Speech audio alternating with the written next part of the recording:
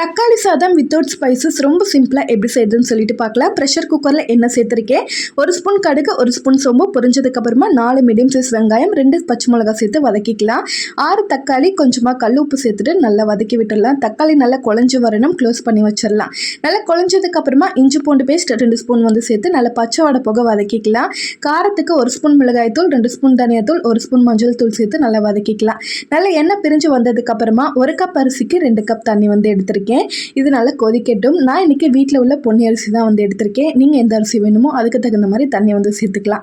தண்ணி நல்லா கொதிச்சதுக்கு அப்புறமா வடிச்சு வச்சுக்கிற அரிசி சேர்த்து நல்லா மிக்ஸ் பண்ணி விட்டுட்டு கொஞ்சமாக லாஸ்ட்டாக கருவேப்பிலை கொத்தமல்லி மட்டும் சேர்த்துக்கலாம். புதினா ஸ்கிப் பண்ணிக்கலாம். இதை அப்படியே க்ளோஸ் பண்ணி ஒரு 3 விசிலுக்கு ப்ரெஷர் குக் பண்ணி எடுத்திங்கன்னா அருமையான தக்காளி சாதம் ரெடி ஆகிடும். கண்டிப்பாக ட்ரை பண்ணி பாருங்கள். ஐ ஹோப் இந்த வீடியோ உங்களுக்கு பிடிச்சிருக்க நம்புறேன். பிடிச்சிருந்தா கண்டிப்பாக லைக் பண்ணிவிட்டு சப்ஸ்கிரைப் பண்ணிக்கோங்க. நெக்ஸ்ட் வீடியோவில் பார்க்கலாம். இது வரைக்கும் பாய்.